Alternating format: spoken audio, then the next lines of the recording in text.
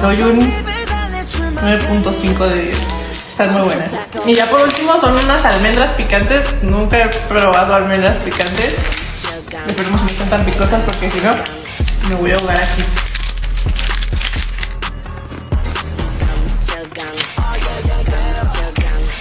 Sí, tan picosas.